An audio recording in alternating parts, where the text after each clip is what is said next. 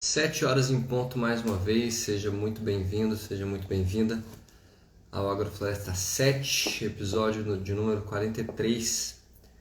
O tema de hoje é como os animais melhoram a fertilidade do solo e como que a gente pode utilizar eles de forma inteligente para contribuir para os processos de enriquecimento do solo.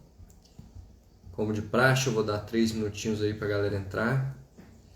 E a gente começa pontualmente às 7h03. Então, se você está assistindo a gravação, fique à vontade aí para passar 3 minutinhos para frente,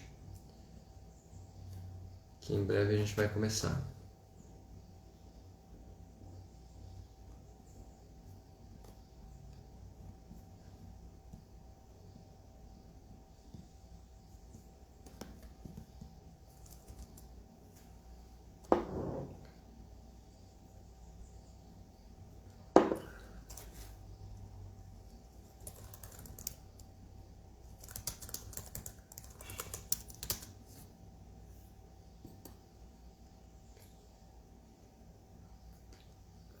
Bom dia aí quem já vem entrando. Mais 2 minutinhos a gente começa a conversa.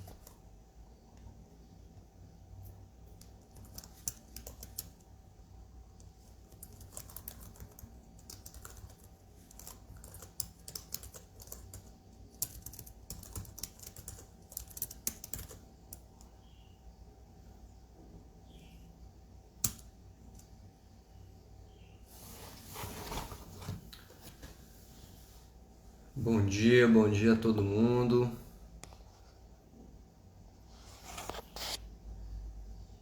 7h02, mais um minutinho. E começamos.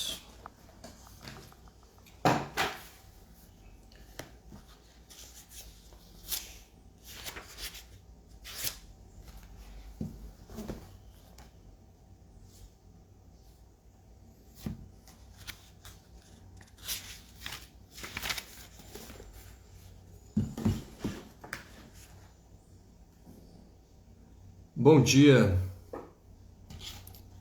dia a todos que já chegaram. Nós vamos começar já, 7h03. Agora, deixa eu servir meu cafezinho e vamos começar. Então, pessoal, o tema é como os animais contribuem para o aumento da fertilidade do solo, como a gente pode utilizar os animais para otimizar os nossos processos de enriquecimento. E os animais, eles podem ser os melhores aliados para fazer esse trabalho de enriquecer o solo. E a gente tem que saber como utilizá-los, né? Eles foram... O gado, principalmente, foi estigmatizado, né, por muito tempo como causador aí de degradação em diversas áreas, né, em pastagens.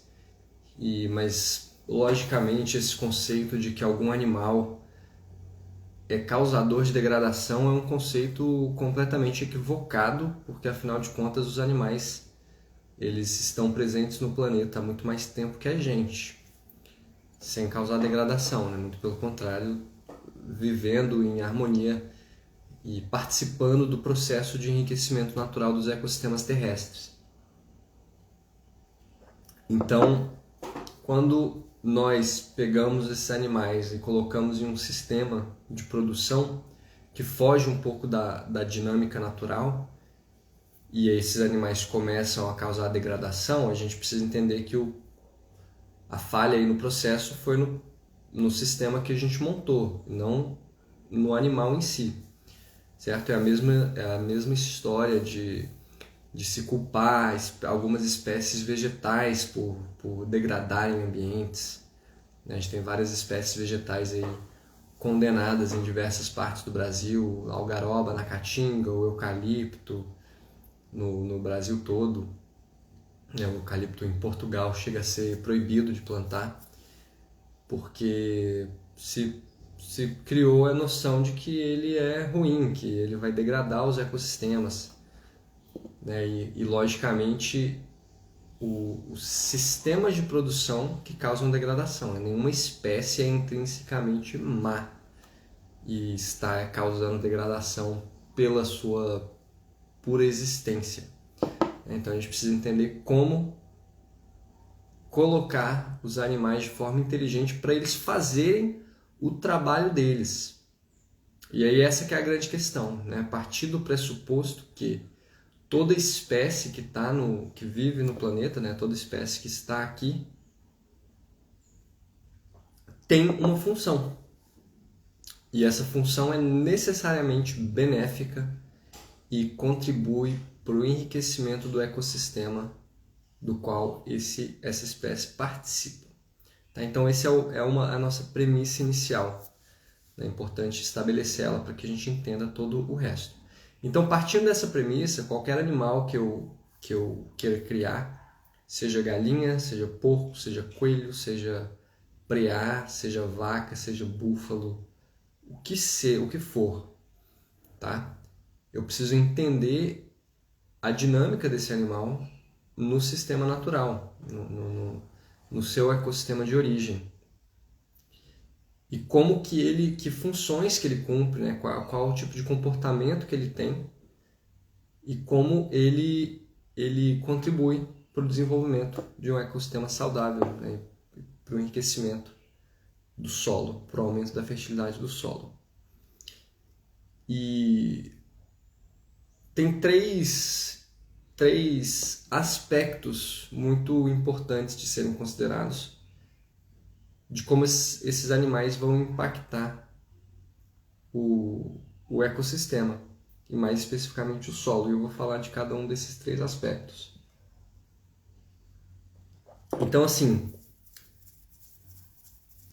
logicamente, alguns animais têm comportamentos únicos, certo? Então, por exemplo, você tem galinha, que ela tem um comportamento de ciscar, o porco vai chafurdar na lama e tal. Eu não vou falar muito desses comportamentos, porque a gente fica com uma diversidade muito grande de comportamentos, mas eu vou falar de alguns comportamentos que são padrão para todas as espécies de animal que a gente cria. O primeiro comportamento é de comer mato, tá? Comer capim, comer ervas, todos os animais comem. Galinha pasta, porco pasta, os ruminantes nem se fala, né? Os ruminantes já é bem... Todo mundo sabe que eles pastam, né? São criados a pasto. Agora, galinhas e porcos, tem muita gente que não sabe que eles pastam, mas eles pastam sim. Tá? Eles consomem verde, gostam, precisam para a manutenção da saúde. Então esse é um aspecto incomum, certo? Entre todas as espécies. Eles pastam. E o ato de pastar, quem já trabalha com agrofloresta já vai entender isso muito bem. Tá? Se você não trabalha com agrofloresta ou é mais iniciante, talvez vai ser um conceito novo para você. Mas a realização de podas periódicas em um indivíduo, tá? Em uma planta, é necessária para se manter uma alta atividade fotossintética. Tá? Isso é fato. As plantas, à medida que elas vão envelhecendo, elas tendem a zerar o seu saldo fotossintético. O que é o saldo fotossintético da planta? É o que ela produz de açúcar através da fotossíntese, né? O que ela produz de carboidrato, menos o que ela consome de carboidrato. E então, o que ela cria de saldo, né? O quanto a mais ela faz fotossíntese é o saldo fotossintético dela. E quanto mais a planta envelhece, mais isso tende a chegar próximo de zero, tá? Tende a zero. Ou seja, ela não tem saldo fotossintético, ela já não está mais sequestrando tanto carbono e fixando tanto carbono atmosférico, certo? E você sabe também, se não sabe, vai saber agora, que a fertilidade do solo, ela depende de uma biologia rica, né? De uma biologia diversa de micro-organismos, de pequenos animais no solo. Tá? Precisa de uma comunidade saudável. E essas comunidades de micro-organismos, de pequenos animais, elas são alimentadas pelas plantas. Por quê? Porque as plantas que conseguem produzir carboidrato através da fotossíntese e alimentar essas comunidades. Tá? Então, ó, dois fatos aqui. As comunidades de micro-organismos são essenciais para a fertilidade do solo. Elas são alimentadas pelas plantas, pelo carboidrato produzido durante a fotossíntese. E a planta, à medida que vai envelhecendo, tende a reduzir o saldo fotossintético dela. Daí você vê que se uma planta que já está muito envelhecida, que tem uma atividade fotossintética mais baixa, ou saldo fotossintético mais baixo, ela vai ter menos disponibilidade de carbono, de açúcares para poder fornecer para toda essa vida, certo? À sua volta. Daí a prática da poda entra como uma forma de rejuvenescer um indivíduo, estimulando o crescimento novo. Né? Isso muda o balanço hormonal da planta, isso estimula ela a formação de muitos ramos jovens com alta atividade fotossintética. Tá? Se você quiser fazer um experimento, eu recomendo. Que é o seguinte, pega duas árvores que sejam da mesma espécie, tá? E que tenham um porte semelhante, e você, em uma delas, você faz uma poda bem drástica e a outra você não faz poda nenhuma. E observa a quantidade de matéria orgânica que a árvore que foi podada vai produzir nos próximos 6 meses, vamos supor. E compara isso com a quantidade de matéria orgânica que a árvore que não foi podada vai produzir. A árvore podada produz uma quantidade muito mais alta de matéria orgânica, mas é muito mais alta, é realmente gritante a diferença. Tá? E isso é muito significativo em árvores já adultas e maduras, tá? Porque árvores jovens não vão apresentar esse comportamento tão grande, porque elas já estão em fase de crescimento muito acelerado. Então isso mostra o potencial de assimilação fotossintética de plantas mais jovens. Beleza, o que isso tem a ver com o animal, né? Toda uma volta aqui, mas eu estou chegando no animal. O animal, no ato de pastar, ele realiza podas em todas as plantas que ele consome. E como bons pastores, nós podemos conduzir o animal, tá? Para realizar os cortes nos momentos mais oportunos. E esse é o papel do pastor. É conduzir o animal para realizar cortes nas plantas forrageiras no momento oportuno. Felipe, qual que é o momento oportuno? O momento oportuno é quando a planta está chegando nesse ponto de que ela já passou da fase de rápido crescimento, que ela já está estabilizando a atividade fotossintética, que na verdade já começou a decair o saldo fotossintético dela. Ela já não está mais produzindo tanta biomassa por dia, tá? Ela já está no seu máximo de crescimento vegetativo. E isso significa também que ela tem um grande acúmulo de reservas nutricionais nas raízes, certo? É um momento de corte. Por quê? Porque dali para frente ela já não vai mais produzir tanta matéria orgânica. Porém, se ela for podada, ela vai reiniciar esse ciclo de produção vegetativa muito intensa. E o animal faz esse trabalho para a gente. Ele corta a planta. E aí ela vai reiniciar todo esse ciclo. E ela dá um boom de crescimento novamente. Então, pode fazer a experiência do corte com capim também. Pega 2 touceiras de capim, corta uma embaixo e pega uma outra touceira e não corta. E vê a diferença de produção de matéria orgânica que as duas vão ter.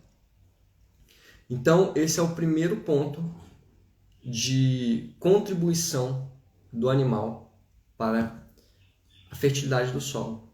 Ele, se bem manejado, mantém as plantas forrageiras no máximo de atividade fotossintética, e isso significa mais carbono sequestrado, mais carbono injetado no solo através de excreções radiculares, através de ciclagem de raiz, tá? E isso significa uma microbiota mais ativa, mais saudável, mais feliz, mais bem alimentada. Sem contar que no ato de pastejo o animal também faz um pisoteio, tá? E o pisoteio faz com que parte das plantas forrageiras sejam deitadas no solo e servem como cobertura morta também, né? Então você não só tem a ciclagem de carbono direto pelas excreções radiculares, mas você vai ter uma ciclagem de matéria orgânica que os animais vão acabar depositando no solo pelo pisoteio, tá? Então, esse é o ponto número 1, que faz com que os animais contribuam para a fertilidade do solo, tá? Agora, lembrando, todos os pontos que eu vou falar partem da premissa de que a gente está manejando corretamente. E mais para o final eu vou falar mais ou menos, né, de forma rápida, como que deve ser esse manejo animal, como que é esse manejo adequado, tá? Ponto número 2, esse daí é bem óbvio, né? Não tem muita dúvida, que são as excreções, certo? E aí, esse ponto das excreções, na verdade, ele é o ponto 2 e 3 que eu quero falar, tá? Vou subdividir ele em 2 pontos diferentes. Um é muito óbvio, o animal ele processa uma matéria orgânica que foi produzida, tá? E ele devolve para o solo essa matéria processada, já digerida, tá? Pré-digerida. Basicamente, o animal, principalmente os ruminantes, não apenas os ruminantes, mas os ruminantes têm um papel diferenciado nesse aspecto. Para quem não sabe o que é ruminante, ruminantes são animais que possuem rumen. Rumen é um tipo de estômago, certo? Específico. E os ruminantes normalmente eles têm uma série de estômagos, né? 4 estômagos. Um deles é o rumen, que é basicamente uma câmara de fermentação, e onde o animal consegue digerir celulose, tá? Pela carga microbiana que eles têm lá. Então o animal ruminante tem essa capacidade muito grande de digerir celulose, né? Quem são os ruminantes? Você tem as vacas, tá? Os búfalos, as cabras, as ovelhas, o veado é um ruminante também. Então você tem uma série de animais que são ruminantes, tá? Então eles têm essa capacidade muito maior de digerir celulose. É por isso que quando você pega um cocô de vaca e compara com um cocô de cavalo, por exemplo, o cocô de vaca você não identifica fibras, certo? No cocô de cavalo você já identifica, né, às vezes umas fibrinhas assim, né? Parece que a fibra do capim não foi completamente digerida. O cavalo tem uma capacidade menor de digerir por completo as fibras. Então, mas enfim, qualquer animal vai processar esse capim, essas ervas, ou árvores, ou frutos, ou o que quer que ele esteja comendo, ele vai processar aquilo e vai devolver para o solo através de excrementos e urina, que são carregados em nutrientes. Basicamente, eles são uma câmara de compostagem móvel, tá? Eles estão acelerando o processo de decomposição da matéria orgânica, já estão devolvendo para o solo numa forma muito mais facilmente assimilável pela vida que está presente ali, tá? E por isso que eu falo a vida, porque não é simplesmente as plantas, né? São os micro-organismos, são os insetos que vão consumir aquele material. Então você já vem um material muito mais ativado, muito mais pronto para ser reintroduzido ao ciclo. E isso acelera vários processos, inclusive a rebrota do capim, que acabou de ser comido. Certo? Você tem ali então uma adubação muito forte. A maior parte dos nutrientes que os animais consomem voltam. Só para vocês terem... E aí ainda por cima, como o animal... Todos os animais, normalmente, eles vão ser criados, eles têm algum suplemento alimentar que vem de fora. Né? No mínimo, um sal mineral. Para gado, por exemplo, né? Eles recebem sal mineral para a composição mineral deles. E esses sais são ricos em diversos minerais, naturalmente, né? E esses minerais acabam sendo um aporte de nutrientes para as plantas também. Então, tem aqui nesse livro, que é um livro que eu recomendo enormemente, tá? Quem quer estudar mais sobre manejo de animais de forma inteligente, ó, o livro Pastoreio Voisin, do professor Humberto Sório. E aí ele bota uma tabela aqui muito, muito legal, que fala um pouco de como as excreções dos animais contribuem para a manutenção da fertilidade química do solo. Então, nessa tabela, ele lista cada um dos nutrientes, tá? que tem um sal mineral bovino. Então, você tem cálcio, você tem fósforo, você tem sódio, você tem enxofre, cloro, magnésio, todos os micronutrientes.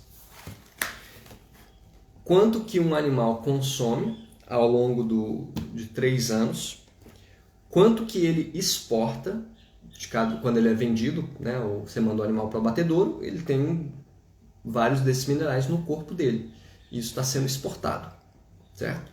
Então você tem quanto que ele consumiu de sal, quanto que ele exportou de sal e quanto que ele deixou nos excrementos. E aí você, para a grande maioria dos nutrientes, dos minerais, tá? Com exceção de molibdênio e potássio, porque o potássio não tem no sal mineral, pelo menos no sal que ele usou aqui. Então, ó, fora molibdênio, potássio e cromo, todos os outros nutrientes ficam com um saldo positivo, ou seja, o manejo do animal, tá? O que ele está consumindo uma parte, ele está consumindo capim, ele está indo para o abatedouro, está levando uma parte desses minerais, mas o que ele deixa de excrementos é tanto que você tem um saldo positivo de todos os minerais no solo. Tá? Então é a melhor forma de você adubar o teu solo. Tá? O animal ele é uma adubadeira móvel. Entendeu? Da mesma forma que você pega um trator com uma calcareadeira e você enche lá de pó de rocha ou de calcário e você sai distribuindo a lanço, consumindo combustível e tudo mais, você pode fornecer sal mineral para o seu animal e soltar ele no pasto. E conduzindo ele vai estar distribuindo minerais para você e fazer a distribuição perfeita, homogênea, se você estiver manejando ele da forma correta. Tá? Então, as excreções dos animais são esse segundo ponto. Aí o que vai acontecer? Que é o terceiro ponto, é o outro desdobramento das excreções, é justamente a carga microbiana que está sendo depositada. Tá? Como eu falei, os animais eles são uma câmara de compostagem móvel. Então, basicamente, eles pegam a matéria orgânica, comem. Isso vai entrar dentro de um ambiente com condições ótimas para multiplicação de bactérias e fungos, tá? Que é o sistema gastrointestinal. E esse material vai ser todo processado, o animal vai extrair uma parte que ele precisa e vai sobrar as fezes. Nas fezes você tem uma boa parte de água, uma quantidade enorme de micro-organismos e nutrientes. Né? Eu não sei se o dado está correto, mas dizem por aí que 50% do peso das fezes são micro-organismos, né? Bactérias, fungos, protozoários. Então você está fazendo, né, uma multiplicação de micro-organismos e depositando essa colônia lá sobre o solo. Né? E aí a gente vai ver, no final eu vou falar dessa questão do manejo, como o manejo correto dos animais faz com que você tenha uma deposição de fezes homogênea na área toda, e isso é muito importante, bom, né, para que toda a sua área seja corretamente coberta com fezes animais. E aí, então você tem não só essa carga microbiana caindo, mas aí você tem aquele substrato ali que vai estimular os micro-organismos que já estão no solo, as minhocas, os besouros, toda a biocenose do solo, que é a biocenose do solo é a composição de todos os seres que habitam o solo e todas as suas interações. E você ter esse aporte de esterco é muito bom para ativar a biocenose. Não é à toa que um dos insumos que não pode faltar na agricultura orgânica é esterco. Entendeu? Você sempre vai ter o esterco lá, em 99% dos casos. É um insumo básico para você iniciar um sistema de produção orgânica. Esterco. E para demonstrar o potencial do manejo de animais, eu quero ler uma passagem aqui do livro para vocês. É um parágrafo só, que é sobre a experiência de um dos pioneiros aqui de pastoreio voisin no Brasil, que é o Nilo Romero. Nilo Romero tinha uma propriedade em... eu não lembro onde que era. Não sei se era Passo Fundo, algum lugar no sul. E olha só que interessante. Esse parágrafo conta da experiência que ele teve na fazenda dele, tá? Fazenda Conquista. E como que a matéria orgânica do solo, o teor de matéria orgânica do solo mudou, tá? E aumentou com o manejo animal puramente. Tá? Então, olha só. Em 1968, no início de seu projeto de pastoreio voisin na fazenda Conquista, já com elevado número de potreiros são piquetes, certo? Ou seja, divisões de pastagens. Lá no sul eles chamam de potreiros. Veja, ele tinha 205 potreiros na fazenda, tá? 205 piquetes de 1 ou de meio hectare. Então a gente vai ver que um dos pontos mais importantes para o manejo animal é você ter uma alta carga animal instantânea e uma alta rotatividade de piquetes. O animal tem que estar sempre em movimento. Nilo Romero mandou fazer análise de solo pelo laboratório daqui em Brasil e encontrou teores de matéria orgânica entre 2,6% e 3,5%.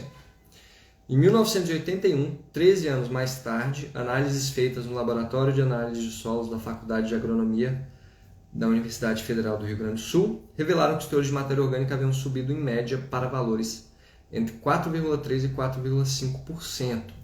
Tá? Ou seja, saiu de entre 2,6% e 3,5%, tá? Que dá uma média de 3% de matéria orgânica, para entre 4,3% e 4,5%. Ou seja, um aumento de 1,5 pontos percentuais de matéria orgânica, tá?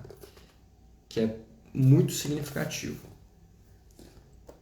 Muito significativo mesmo. Isso muda completamente a fertilidade do solo, se você consegue dar esse salto de matéria orgânica. Então, vejam que é possível, né, você fazer só com manejo animal melhoria de condições ambientais, condições edáficas, condições de solo. Jardel está perguntando o nome do livro, é Pastoreio Voisin, do professor Humberto Sório. Vai estar ao contrário aí para vocês, mas eu posso fazer assim, ó, para vocês poderem ver sem estar ao contrário. Bom, então antes de eu começar a pegar as perguntas, já tem algumas perguntas aqui na caixinha, vou falar rapidamente sobre como deve ser esse manejo, né? O que implica esse manejo de animais para que esse efeito seja positivo. E basicamente o manejo é realizar cortes periódicos, tá? E no tempo ótimo de corte do capim. Então, é encontrar aquele ponto da curva de crescimento dele, tá? Depois que ele já passou da chamada labareda de crescimento, que é a fase rápida do crescimento, que ele vai começar a reduzir o ganho de massa verde diária, aí é o ponto que você deve realizar o corte. E uma vez realizado o corte, você deve deixar aquela planta descansar tempo suficiente para ela reformar as folhas dela e reformar as reservas da raiz, para que ela tenha uma capacidade de rebrote nova. Tá? Por quê? Porque o rebrote sempre vem às custas da reserva que ela tem na raiz e nos talos que ficam. Para você conseguir fazer isso, certo? Você precisa necessariamente fazer uma divisão da sua área total de pastagem em diversos piquetes, para que você consiga colocar uma carga animal muito grande dentro de um piquete, para que aquele piquete seja todo cortado, né? Que o capim seja todo cortado de uma vez.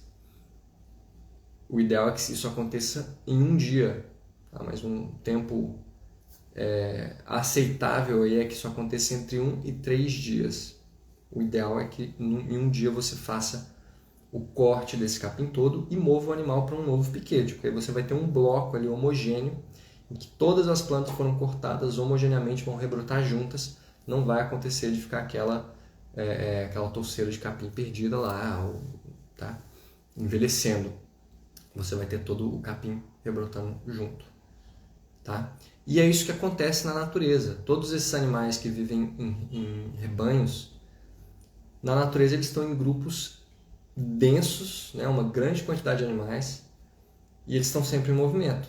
Por quê? Porque tem um predador que está sempre espreitando ali, né? Então você vê aquelas manadas de animais na África, né? Migratórios, então é uma quantidade enorme de animal. Por onde eles passam, eles cortam tudo e vão deixando excrementos por todo lado, que é outro ponto de você ter uma carga animal muito densa, uma carga animal alta. Você vai ter deposição de excrementos homogêneos na área. Então aquele piquete ele vai ser muito bem bosteado, tá? Isso até tem também uma parte do livro que fala sobre isso.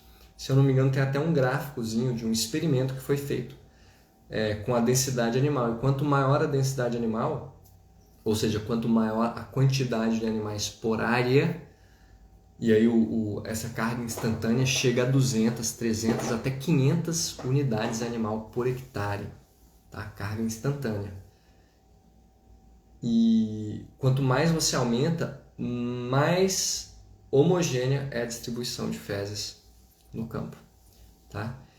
E aí, para a gente fechar, eu quero trazer atenção, quem está bem envolvido com agrofloresta sabe que uma das plantas mais queridas nossas é o capim, né? São espécies de capim que são utilizadas para produzir matéria orgânica nas entrelinhas das ruas de fruteiras, por exemplo, né? Das linhas de agrofloresta. E a gente gasta energia cortando capim, com roçadeira, seja de trator, seja de roçadeira costal. Só que a gente tem seres que fazem esse corte, podem fazer esse corte para a gente. Inclusive o corte do animal, a qualidade de corte é sempre superior à qualidade de um corte que uma roçadeira faz, por exemplo. Então o capim pastado por uma vaca ou uma galinha, o rebrote dele é muito mais vigoroso do que um capim cortado de roçadeira, né? Porque a vaca faz um corte mais limpo, é um corte mais preciso. Aí tem toda a questão da saliva da vaca e do cocô que ela vai deixar. Então o rebrote vai ser sempre muito mais forte. Então a gente pode trazer esses animais, né, para dentro do sistema e usar eles como uma ferramenta, né? Eles são mais uma ferramenta dentro do sistema e eles vão estar cumprindo a sua função, que é cortar capim e deixar bosta. E aí o nosso trabalho é montar os sistemas para que isso seja possível. Aí, lógico que tem várias implicações logísticas, né, implicações operacionais, de como você vai desenhar esse sistema para que também os animais não danifiquem as plantas que você não quer que sejam danificadas. Não estou falando que é simplesmente jogar os animais lá dentro, mas você precisa, mas é possível, né? E eu tenho cada vez mais ouvido de consultores, profissionais também da área, né, que estão trabalhando com agricultura regenerativa, com pecuária regenerativa, principalmente nos Estados Unidos. Lá tem um movimento muito forte, um pouco diferente do movimento no Brasil, né, que aqui a gente tem esse movimento forte da agrofloresta. Lá é uma agricultura muito mais convencional, porém eles estão trilhando um caminho rumo a... não rumo, mas de agricultura regenerativa mesmo, com práticas muito interessantes. Eu acho que a gente tem muito a aprender, que a gente pode trazer para inserir nos sistemas agroflorestais também. Então, só para vocês terem uma ideia, lá você já tem pessoas fazendo... deixando de lado monoculturas, né, e começando a trabalhar com plantios consorciados, mesmo de colheita mecanizada, grandes áreas mesmo, né, aqueles campos convencionais, porém cultivos consorciados em 2 espécies, que já é um ganho, né? Não é a nossa agrofloresta, que tem 5, 6, 7, 10 espécies, mas já é um avanço. E uma das coisas que é recorrente na fala de profissionais já é que um dos grandes diferenciais, o que eles consideram como o que causa o maior impacto positivo, é a inserção de animais nos sistemas. Porque, e aí teve uma fala de um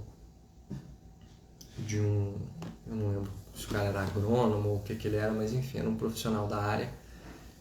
E ele falou uma coisa bem interessante. Ele falou: eu nunca vi um ecossistema saudável que não tenha animais de grande porte nele. Um ecossistema realmente viçoso e vigoroso que não tenha algum animal de grande porte. Então os animais, eles fazem parte do ecossistema.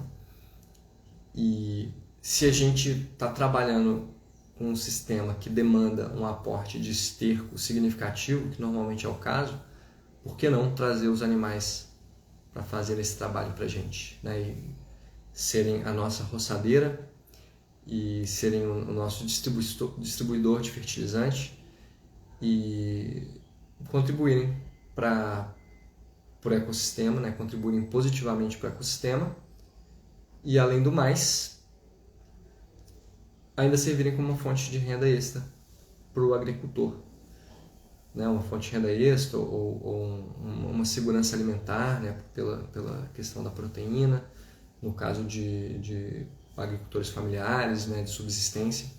Então essa é uma forma muito inteligente, né? De trazer os animais para o sistema. Lógico, reforço, tem implicações de natureza operacional e logística, porque né, os animais precisam ser contidos, né, e você tem que direcionar eles, mas isso tudo é facilmente resolvido se você estudar bem a cerca elétrica, como utilizá-la de maneira eficiente, né? É a ferramenta básica e essencial para um bom manejo animal. Tá? Bom, vou encerrar por aqui, falei mais do que eu esperava, são 7h40 já. Vou responder algumas perguntas. Sobre as exceções, as árvores seguem esse mesmo mecanismo dos nutrientes? Eu acho que você está falando sobre as excreções, né? Se você tiver... Eu nunca vi cálculos, tá? Eu nunca vi cálculos de aves, mas você muito provavelmente vai estar fornecendo um complemento alimentar para as aves também, né? Que vai vindo se você estiver comprando ração ou se você estiver fabricando a sua ração, você vai, né, tá trazendo milho, um farelo de soja, ou gergelim, ou girassol, alguma coisa. E o núcleo mineral, né? As aves também têm um núcleo mineral. Então eu Eu nunca vi os dados, mas eu diria que seguem sim esse mesmo mecanismo, né, de ter um saldo positivo de nutrientes. Talvez tenha perdido. Qual o tamanho ideal de piquete? Não existe tamanho ideal de piquete, porque depende do tamanho do lote de animais, tá? Mas basicamente o tamanho ideal do piquete é aquele que permite que o lote de animais consuma toda a forragem disponível entre 1 e 3 dias, tá? Isso pode significar um piquete de 500 metros quadrados, em algumas situações pode significar um piquete de 50 metros quadrados. Por exemplo, quando eu criava aves, o meu piquete era de 50 metros quadrados para 400 aves. Pode ser um piquete de 1 hectare, pode ser piquete de 10 hectares. Depende de quantos animais você tem ali para fazer o consumo da forragem.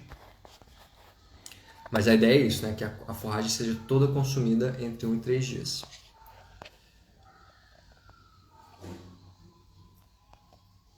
Ó, tem uns comentários legais aqui. Ó, o Felipe tá falando ajuste na intensidade e frequência de pastejo. Exatamente, né? Isso tem que ser ajustado ao longo do ano, ainda por cima. Não é o tempo que o capim ou que qualquer planta precisa, né? O tempo de descanso que ela precisa para se regenerar varia ao longo do ano, né? Tem épocas do ano que ela precisa de mais tempo, tem épocas do ano que ela precisa de menos tempo. E isso é muito importante de considerar. Felipe comentando aqui ainda, o capim já é adaptado para ser pastejado no momento certo. Exatamente. É o momento correto. Jardel perguntando ou afirmando, não sei, é possível várias espécies juntos no mesmo piquete? Sim. Tem pessoas que estão fazendo esse trabalho, né? Então você pode consorciar, por exemplo, porcos com aves, vacas com aves, vacas com porco, vacas com cabra. Tem várias pessoas já fazendo um trabalho nesse sentido, né? Tanto de espécies juntos no mesmo momento, simultaneamente juntas no piquete, quanto um pastejo sequencial, né? Você primeiro passa um lote, sei lá, um lote de vacas e depois você passa atrás um lote de aves, por exemplo, né? Então dá para se fazer um trabalho nesse sentido também. Mas é possível sim e tem pessoas fazendo e é extremamente vantajoso porque aí você tem diversas funções sendo cumpridas, né? Funções diferentes. Quando não utilizar o esterco fresco? O esterco fresco não deve ser utilizado quando um solo muito morto, tá? Um solo que está com atividade microbiológica muito, muito baixa, porque ele não vai conseguir, o solo não vai conseguir processar bem aquele material, né? Então, basicamente, se a gente fosse botar isso num gráfico, grau de compostagem de esterco, né? Grau de compostagem de esterco para ser aplicado no solo e a atividade biológica do solo, a gente ia ter um gráfico, acho que eu estou sem papel aqui, mas quer dizer que quanto maior o grau de atividade biológica no solo, mais fresco pode estar o seu esterco, tá? Que você aplica. Ó, Flávia está comentando, então para saber o tamanho eu teria que descobrir a área que o animal pasta por dia. Exatamente, você precisa saber quanto que o animal consome por dia. Então, por exemplo, no caso de vacas, se utiliza o padrão de 3% do peso vivo, tá? Ou seja, se você tem uma vaca que pesa 500 quilos, ela vai consumir 15 quilos de matéria seca por dia. Tá? Aí você vai pegar um capim que vai ter, sei lá, 30% de matéria seca, 25%. Vamos botar 25% para ficar fácil de fazer a conta. Ela precisa de 15 quilos de matéria seca, então ela precisa de 60 quilos de forragem verde por dia. Aí você precisa saber qual a produtividade do seu pasto, qual a disponibilidade de forragem do seu pasto. Porque em áreas diferentes você vai ter disponibilidade diferente, entendeu? Você pode ter em áreas muito férteis, você vai ter uma disponibilidade de forragem muito maior. Então não dá para padronizar o tamanho da área, entendeu? Você precisa saber quanto que o animal consome, quanto que seu pasto consegue fornecer, e aí você calcula a área. Rogério perguntando qual literatura sobre pastoreio voisin recomenda. Eu já mostrei o livro aqui, ó, vou mostrar de novo. Ó, Pastoreio Voisin, do Humberto Sorio, tá? Um livro fantástico, você encontra aí na internet para comprar.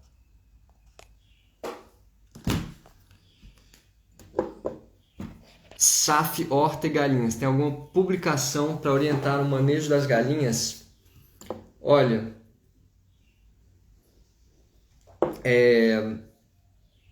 específico para inserção em sistemas agroflorestais e para essa questão de pastoreio voisin, não.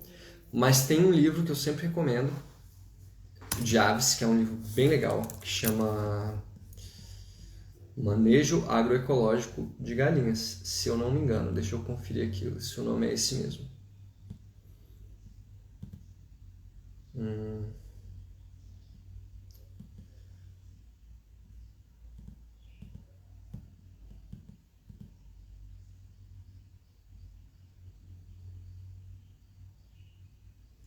Uai, cadê o nome?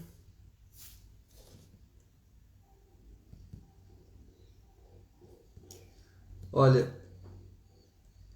eu tinha esse livro, mas eu não estou achando. Bom, não tem problema. Eu tenho quase certeza que o nome é Manejo Agroecológico